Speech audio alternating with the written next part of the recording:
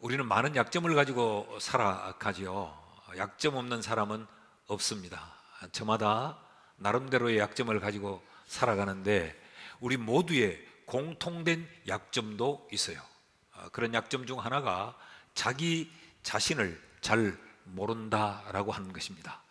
다른 사람들은 모두가 자신에 대해서 객관적으로 알고 있는 사실을 정작 본인은 전혀 그런 사실을 잘 모르고 있는 경우들이 대단히 많습니다. 왜 그럴까?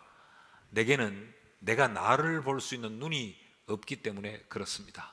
그래서 우리의 눈은 늘 상대를, 남을 향하여 있기 때문에 다른 사람의 약점은 굉장히 잘 보입니다. 그래서 판단도 잘하고 지적도 잘하고 평가도 잘하는데 정작 자기를 볼 수 없어 자기에 대해서는 모르고 있는 경우들이 대단히 많죠. 이것이 우리의 약점입니다.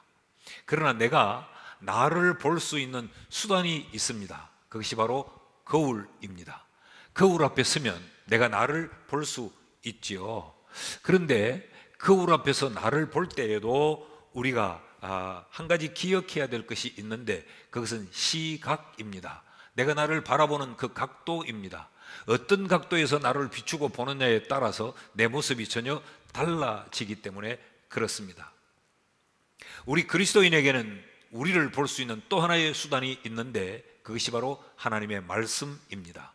성경 앞에, 하나님의 말씀 앞에 나를 세우면 내 모습을 적나라하게 살필 수 있습니다.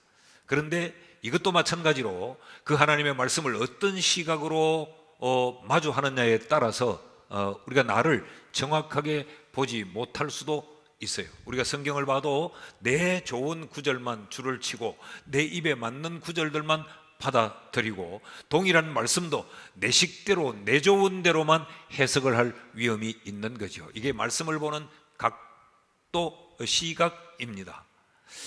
가장 객관적이고 가장 보편적인 시각으로 하나님의 말씀을 대할 수 있는 것이 바로 공예배의 공설교입니다. 오늘 같은 이런 예배에 들려지는 설교는 어떤 특정한 개인을 향한 맞춤형 설교가 아니고 우리 모두에게 아주 보편적이고 그런 객관적인 말씀의 거울이 되는 것이지요. 그래서 이런 설교 앞에 나를 정확하게 세워보면 오늘의 나를 거기에서 만날 수 있는 겁니다. 그러니까 설교를 들을 때는 오직 나 자신만 보려고 해야 합니다. 그런데 우리는 그 설교에서 나를 보기는커녕 내 아내를 보고 내 남편을 보고 내 부모를 보고 저기 저 아무개 집사를 거기서 자꾸 보려고 하는 거죠. 그래서 말씀의 거울 앞에서도 정작 나를 보지 못하는 그런 약점들이 있습니다. 오늘 이 말씀을 들으면서 오직 나를 비춰보고 오늘 이 말씀에서 나를 찾는 은혜가 있기를 주의 이름으로 축원합니다. 오늘 말씀은 2절밖에 안 되는 짧은 말씀인데 그 가운데서 우리는 1절, 2절 말씀만 집중적으로 살필 것입니다. 예수님께서 이제 자신이 세상을 떠날 때가 하루밖에 남지 않았다는 사실을 알고 예수님은 이 절박한 시간에 사랑을 선택합니다. 남은 내 인생의 시간을 사랑으로 채워야 되겠다. 우리 지난주에 1절 말씀을 살피지 않았습니까? 1절 말씀을 보면 6월절 전에 예수께서 자기가 세상을 떠나 아버지께로 돌아가실 때가 이런 줄 아시고 세상에 있는 자기 사람들을 사랑하시되 끝까지 사랑하시니라. 예수님은 사랑을 선택했어요. 그런데 그 다음 절 2절 말씀을 보면 등장하는 인물이 가룟 유다입니다. 이 유다는 어떤 선택을 하는가? 마귀가 벌써 시몬의 아들 가룟 유다의 마음에 예수를 팔려는 생각을 넣었더라. 가룟 유다의 선택은 예수를 배신하는 것입니다. 자기의 육체의 욕망을 위해서 예수를 팔아 넘기는 선택을 가룟 유다는 하게 됩니다. 놀랍게도 이것은 그 순간의 선택으로 끝나는 것이 아니고 가룟 유다는 이 선택으로 말미암아 그의 인생이 실패하게 됩니다. 그런데 그 인생의 실패가 어느 정도이냐? 처참한 실패로 그 생애의 마침표를 찍게 됩니다. 마태복음 27장 5절 말씀을 보시면 유다가 은을 성소에 던져놓고 물러가서 스스로 목매어 죽으니라.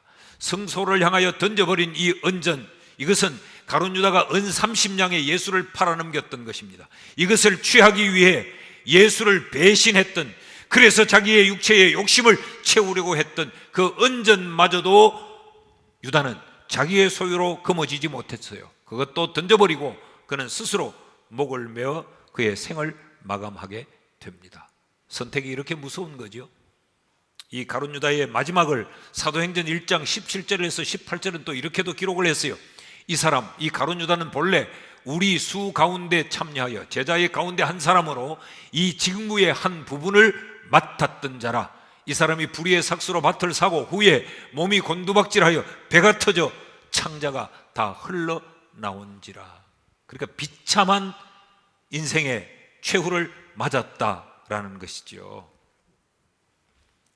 가룟 유다는 이 선택으로 말미암아 그의 이름은 역사에서 가장 부끄러운 대명사가 되어버리고 맙니다. 그런데 이런 유다의 배신으로 말미암아 십자가에서 빨가벗기운 채 돌아가셔야 했던 예수는 오히려 부활하셨습니다. 그리고 성천하셨습니다. 그리고 영광 중에 가장 영광스러운 승리자로 세워졌습니다.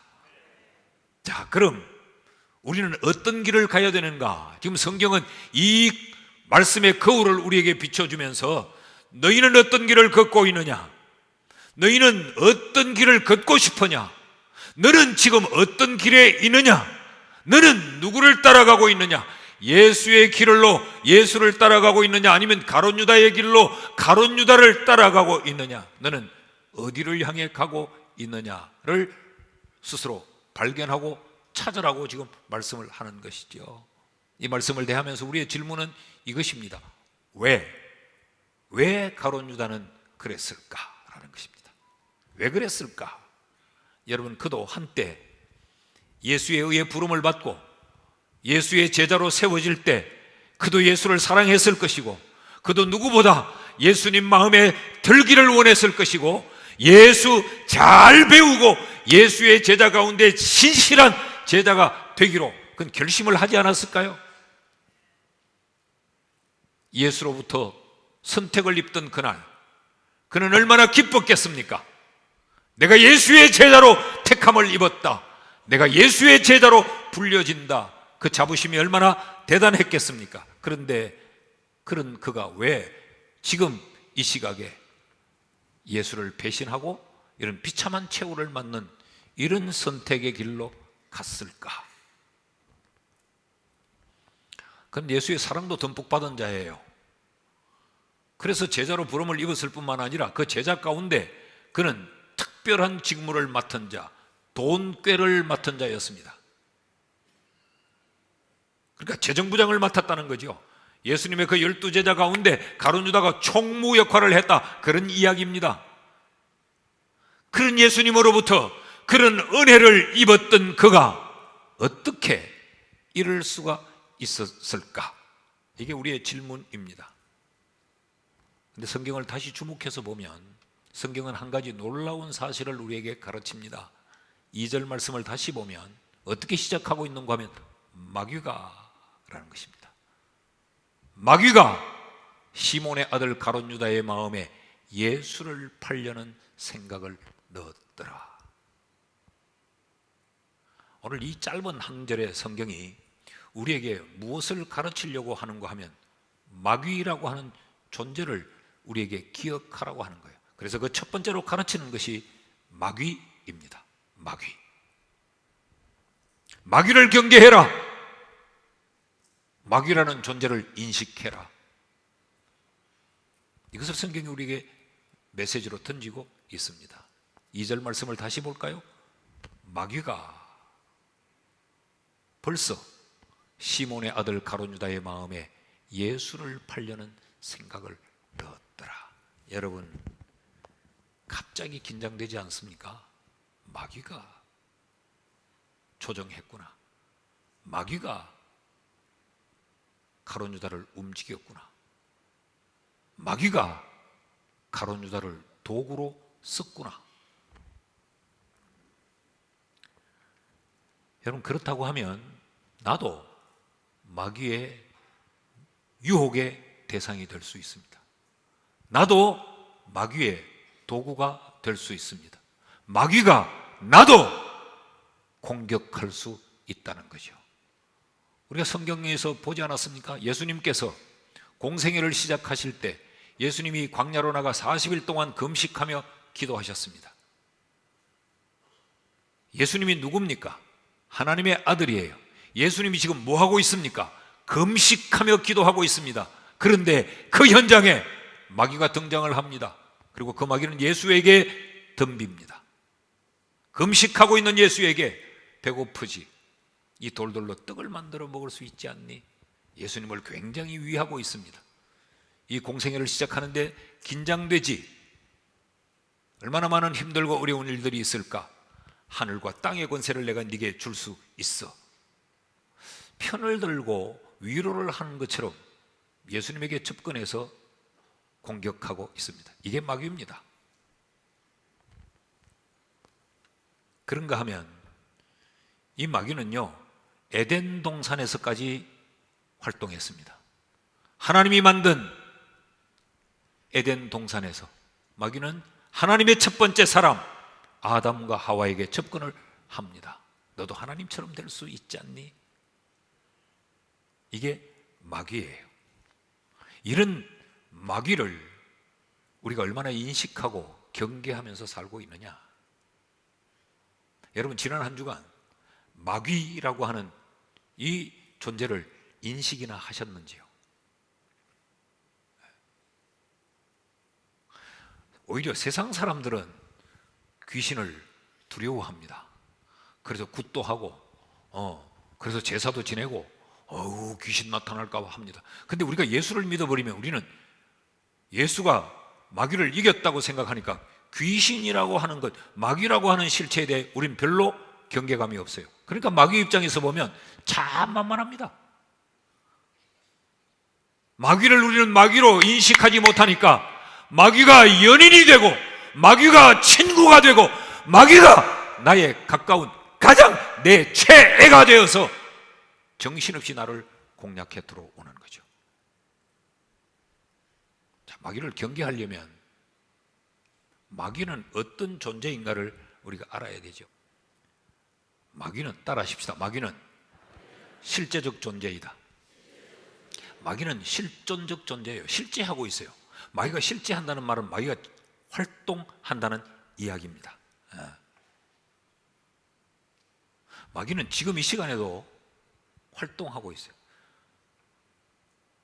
금식하며 기도하고 있는 그 현장에 마귀가 예수님에게 덤볐다면 마귀는 지금 예배하고 있는 이 시간 우리에게도 마귀는 공격할 수 있습니다. 우리는 이런 마귀의 실제적 존재에 대한 인식이 우리는 별로 없어요. 따라 하실까요? 마귀는 영적인 존재이다. 마귀는 영물입니다. 그렇기 때문에 마귀는 육체적 존재의 한계를 뛰어넘습니다. 그러니까 마귀는요, 제한받지 않아요. 육체에도 공격을 할 수 있어요. 우리의 육신을 병들게도 할 수 있어요. 우리의 육신을 참혹하게 자해하도록 만들 수도 있어요. 그 가룟 유다 스스로 목을 메어 자살하게 만든, 얼마든지 우리의 육체를 주무를 수 있어요. 그런가 하면 마귀는 영물이라 우리의 정신세계도 공략할 수 있습니다. 미치도록 만들 수도 있습니다. 마귀는 불신의 세계에만이 아니고 마귀는 성도에게도 공격할 수 있어요. 영물이기 때문에 그렇습니다. 우리가 종종 이런 말 하죠. 귀신 같다, 그런 말 하죠. 따라 하십시다. 마귀는 속이는 자이다. 자, 마귀는 실존하는 실제적 존재이고 마귀는 영적 영물일 뿐만 아니라 마귀는 속이는 자예요. 이 마귀, 디아볼로스라고 하는 이 말은 속이는 자, 참소자, 비방자, 그 마귀의 특성은 좋은 건 하나도 없어요. 속이고 다를 참소하고, 말을 옮기고 말거리를 만들고 여기 말 저기 물어 옮기고 이 고소를 저쪽에 고소하고 비판하고 판단하고 늘 이런 중상모략하고 남을 비방하는, 이게 마귀의 본성입니다. 근데 우리가 이걸 왜 모르느냐? 마귀가 속이며 들어오기 때문에. 마귀가 뿔을 달고 이빨에 피를 철철 흘리면서 나 마귀 이러고 오면 우리가 절대로 안 속죠. 그런데 이런 속임을 가지고 우리를 공략하니까 우리가 다 속아 넘어간, 웰컴 하고 맞이하는 거죠. 마귀는 뭐고 사탄은 또 뭔가, 그렇게 헷갈려하는 교인들도 참 많아요. 마귀와 사탄은 같은 말입니다. 사탄의 신약적 번역이 마귀입니다. 마귀. 예. 계시록 12장 9절에 보면 큰 용이 내쫓기니 옛 뱀, 곧 마귀라고도 하고 사탄이라고도 하며 온 천하를 꿰는 자라. 옛 뱀, 에덴 동산에서 아담과 하와를 미혹하던 옛 뱀, 이건 마귀라고도 하고 사탄이라고도 하는데 그 본성은 속이는 자, 꿰는 자다. 꿰는 자. 예수님께서 마태복음 4장에 보면 광야로 나가 금식하실 때 마귀에게 시험을 받으사, 그렇게 돼 있어요. 마귀에게 시험을 받았다고 했는데 예수님께서 그 마귀를 물리칠 때는 사탄아 물러가라 그랬어요. 마귀와 사탄은 같은 말입니다. 여러분, 그러니까 이 마귀가 늘 우리를 꼬이고 속이고 우리를 불행하게 불편하게 만든단 말이죠. 그러니까 이 마귀의 비방에 속아 넘어가면 그 인생은 망합니다. 그럼 마귀와 사탄이 같다면 그럼 또 귀신은 또 뭐냐? 귀신, 이 다이몬, 귀신은 악령입니다. 악령. 이것을 영어로 옮기면 디몬, 악령인 거죠. 악령. 마귀와 사탄이 부리는 영이 귀신입니다. 그래서 귀신은 마귀의 꼬봉인 거죠. 마귀의 하수인이 귀신입니다. 그래서 성경을 우리가 보면 마귀, 사탄을 말할 때는 항상 단수를 쓰고 있어요. 그런데 귀신을 언급할 때는 항상 복수를 사용하고 있습니다. 그러니까 이 마귀는 많은 악령들, 귀신들을 지금 부리고 있는 거죠. 우리를 속이려고, 우리를 미혹하려고, 우리로 하여금 가룟 유다의 길을 걷도록 하기 위해 많은 악령들, 귀신들을 부리고 있다는 거죠. 무당이 짝두를 탑니다. 무당이 죽은 조상을 불러낸다고 신접하다는 말을 쓰지요. 무당이나 점쟁이나 다 마귀의 조정으로 인한 귀신의 악령과 신접해서 그렇습니다. 그러니까 우리는 이러죠. 용하더라. 어떻게 그래 탁 보고 알더라. 그게 우리를 속이는 겁니다. 그래 용한 것 같았어요. 그런데 용한 속으로 들어가 보니까 결국은 나를 파멸로 이끄는 겁니다. 근데 우리가 알아야 될 것은 마귀는 실제하고 마귀는 영물이고 마귀는 우리를 속인다. 이런 마귀가 우리를 속임의 대상으로 물색하고 있다는 겁니다. 베드로전서 5장 8절을 같이 읽어요. 시작. 근신하라, 깨어라. 너희 대적 마귀가 우는 사자같이 두루 다니며 삼킬 자를 찾나니. 여러분, 마귀에게 삼켜지지 않기를 바랍니다. 왜 가룟 유다가 그랬을까? 우리는 현상만 봐요. 아이고 무슨 상처가 있었는가 보다. 아이고 무슨 트라우마가 있었는가 보다. 아이고 무슨 기분 나쁜 일이 있었는가 보다. 그래 뭐 상대 때문에 그렇겠지. 우린 여기서 끝이 나요. 그 이면에 마귀가 내 남편을, 내 아내를, 내 자식을 조정하고 있다는 생각은 해보지를 않는 거죠. 둘째로 성경은 이 그림을 통해서 우리에게 또 하나를 주의하라고 가르칩니다. 그것은 우리의 마음입니다. 마음을 잘 다스려야 인생에 실패하지 않는다라고 가르쳐요. 여러분, 마음은 생각을 담는 그릇입니다. 자, 2절 말씀을 보면 마귀의 공략지가 가룟 유다의 마음이었어요. 마귀가 벌써 시몬의 아들 가룟 유다의 마음에 예수를 팔려는 생각을 넣었더라. 우리의 마음은 어떤 것인가? 생각이 담기는 그릇입니다. 여기 생각이라는 이 단어는 목적을 가지고 어떤 행동을 하려는 의도, 그것이 생각입니다. 어떤 목적을 가지고 행동하려는 이 의도를 마귀가 가룟 유다의 마음에 넣었더라. 여기 넣다라고 하는 말은 던지다, 그런 말이에요. 예수를 팔아 넘기려고 하는 이 목적 있는 의도를 마귀가 가룟 유다의 마음에 던져 넣었어요. 그랬더니 그 순간 유다는 모든 생각과 관심이 여기에만 집중되어 있는 겁니다. 그 인생이 완전히 장악을 당해버린 거죠. 여러분, 마음이 그릇이라고 하면 거기에 무엇을 담느냐에 따라 그 그릇은 성격이 결정돼 버리고 맙니다. 오염된 것을 담으면 그릇은 아무리 금그릇이라도 더러운 그릇이 되고 말아요. 마귀의 공격을 담으면, 마귀의 유혹이 내 마음에 담기면 우리는 추하고 악해집니다. 마귀가 넣어준 이 생각이 우리에게 담겨버리면 그때부터 눈에 보이는 게 없고 생각나는 게 없어요. 오직 그것뿐입니다. 대중들의 인기를 먹고 살고 대중들의 박수갈채를 먹고 사는 그런 유명인들, 연예인들, 이런 사람들이 그렇게 못된 짓을 하고 그 속이고 은폐하려고 뒤집고 그 책임을 남에게 뒤집어 씌우고, 우리 이런 것을 화인 맞은 양심이라고 말하죠. 마귀의 도장을 찍어버렸기 때문에 그렇습니다. 나는 동성애자입니다. 스스로 커밍아웃 합니다. 용기 있다고 말을 할 수 있을까요? 그 마음이 마귀의 공격을 당해 점령당해 버렸기 때문에 그렇습니다. 자식이 부모를 토막 살인을 내서 그 시체를 전국 팔도에 하나씩 갖다 던져 유기하는, 이게 어떻게 가능한가? 가능합니다. 마귀에게 마음을 빼앗겨 버리면. 여러분의 마음 관리를 어떻게 하고 계십니까? 피부도 관리해야 됩니다. 몸매도 관리해야 됩니다.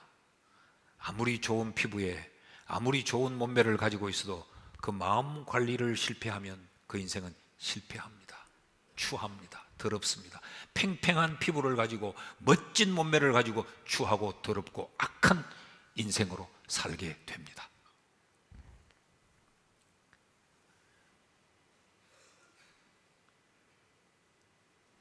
내 주변에 새가 날아다니는 것, 이건 내가 어떻게 할 수 없어요.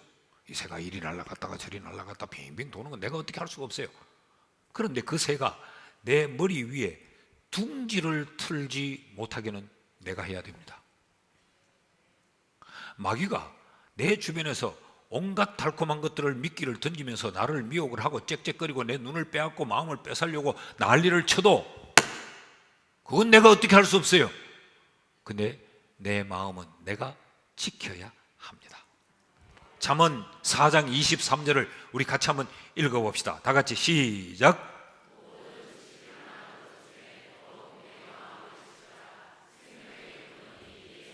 지킬 만한 것 중에 네 마음을 지키라. 생명의 근원이 거기서 난다. 무슨 말이? 죽고 사는 것이 우리의 마음에 달렸다는 겁니다.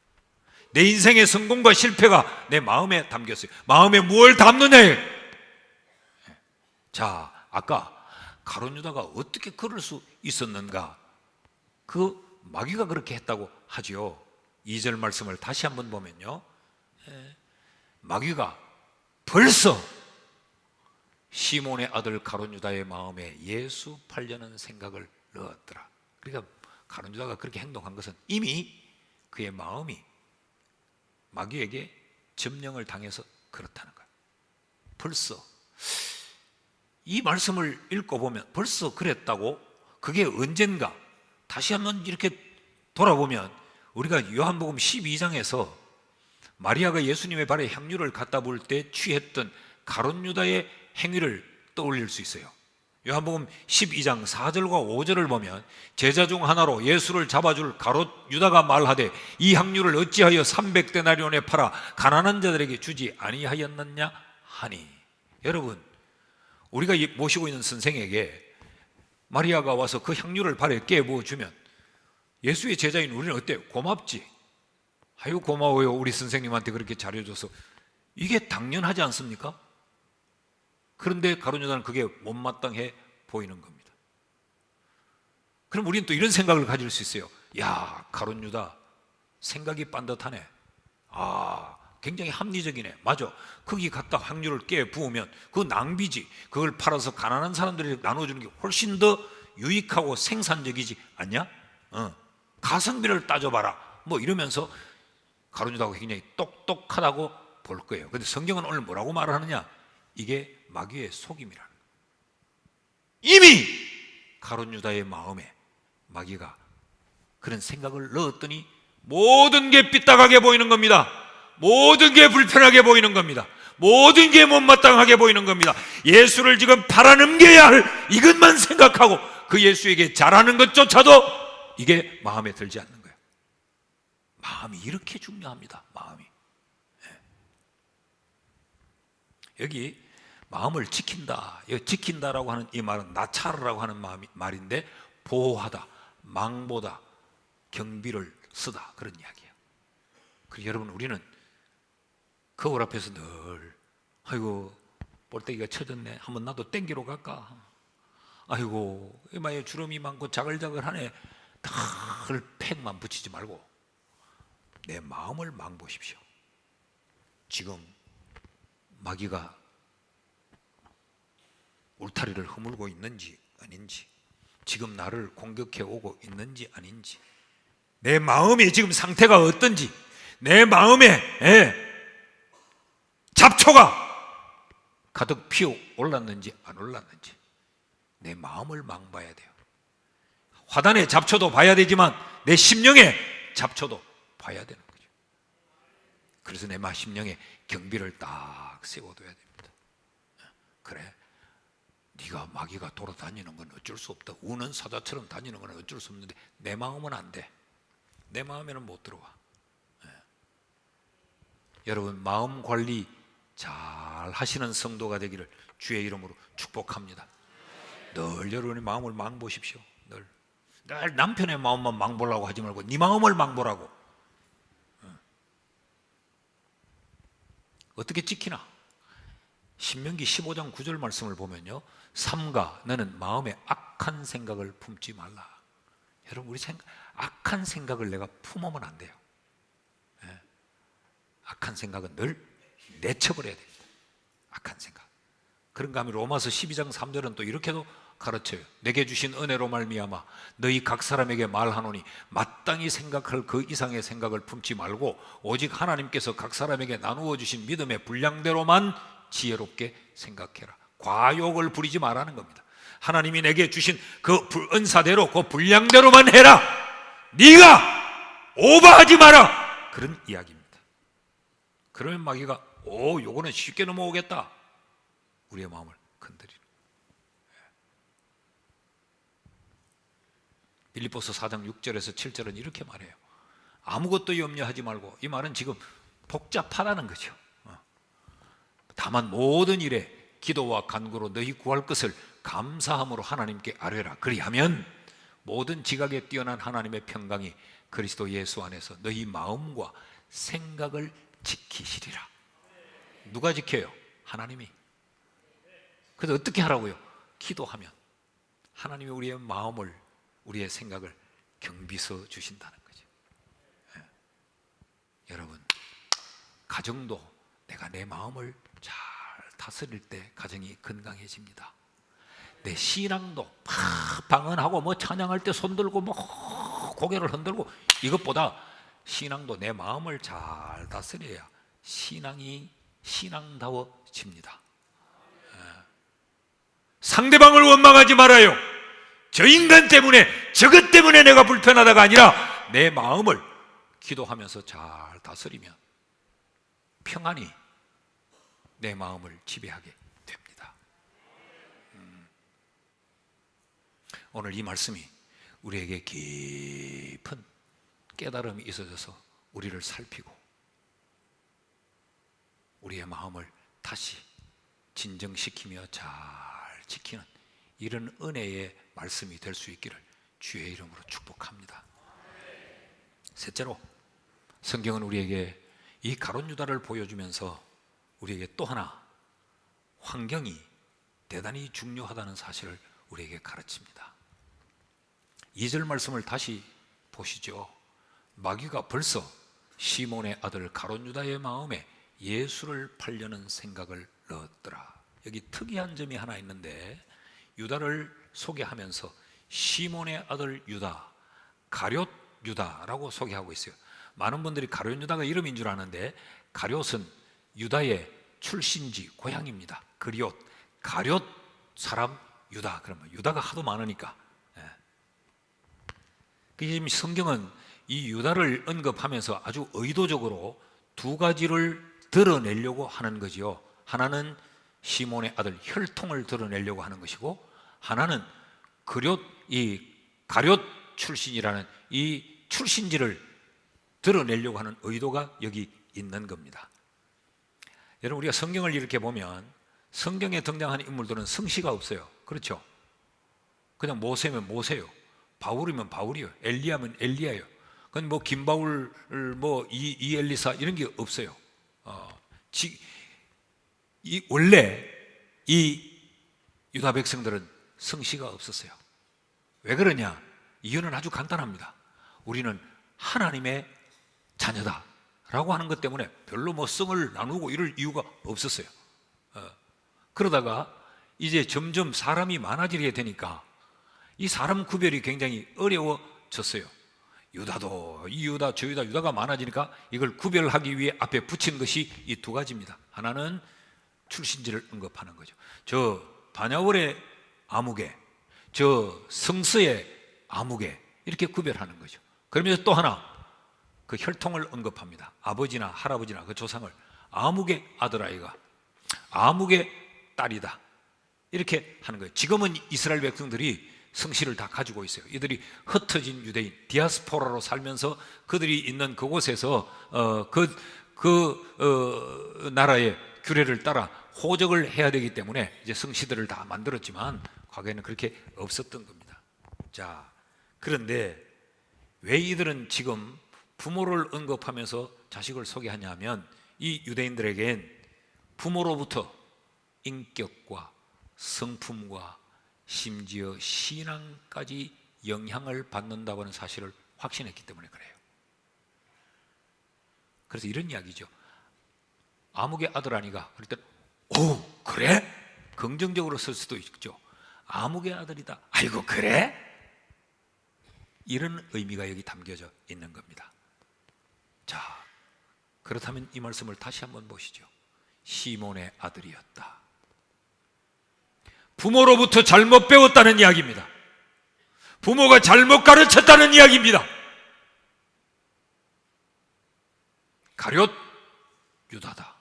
그 말은요, 그가 늘 경험하며 머물러 살던 삶의 자리, 환경적 조건이 영적으로 건강하지 않았다는 이야기입니다.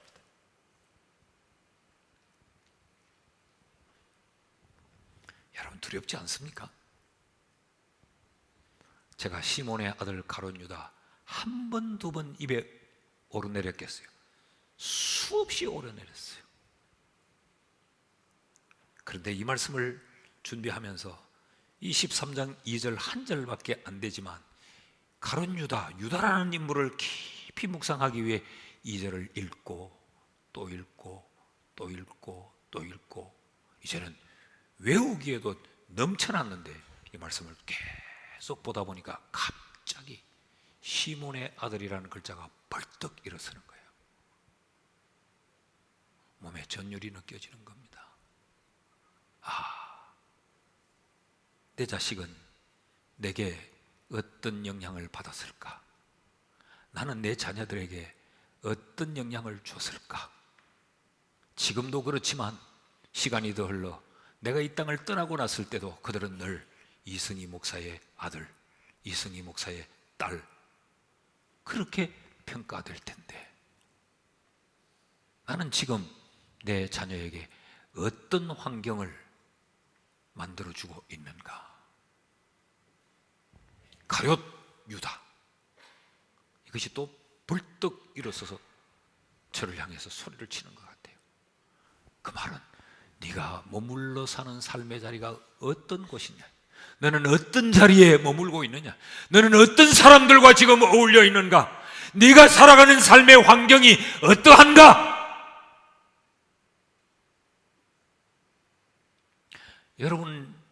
여러분의 삶의 자리를 한번 돌아보십시오. 여러분이 어울리는 사람들, 여러분이 주고받는 대화 한번 생각해 봐요.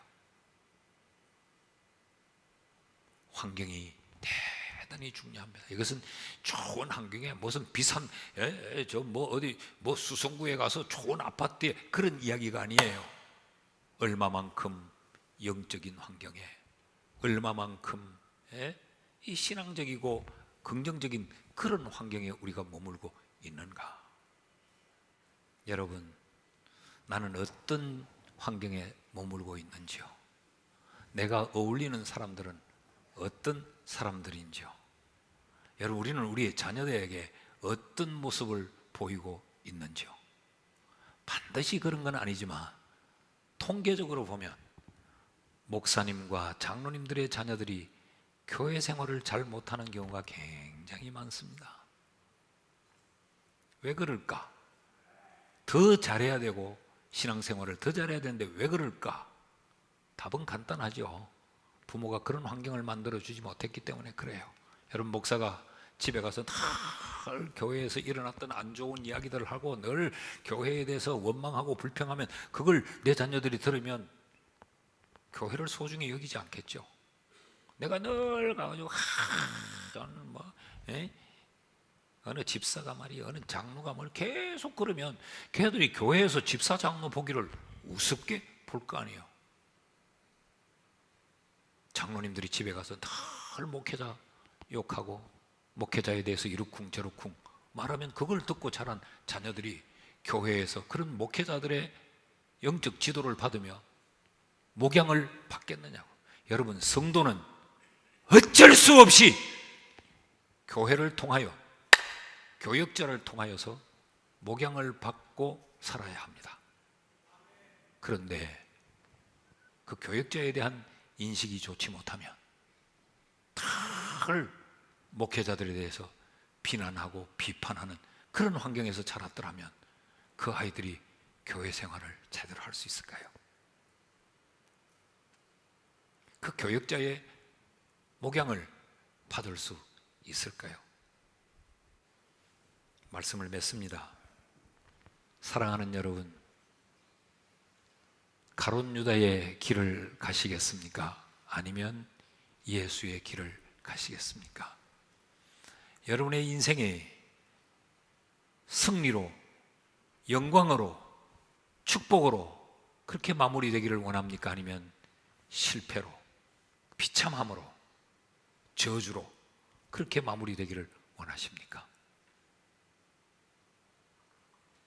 오늘 성경은 마귀, 마음, 환경 이 세 가지를 주의하라고 가르칩니다. 여러분의 가정을 영적인 환경으로 만드십시오. 우리 교회를 아름다운 영적 공동체의 환경으로 만들어야 됩니다. 그래야 우리가 승리할 수 있어요.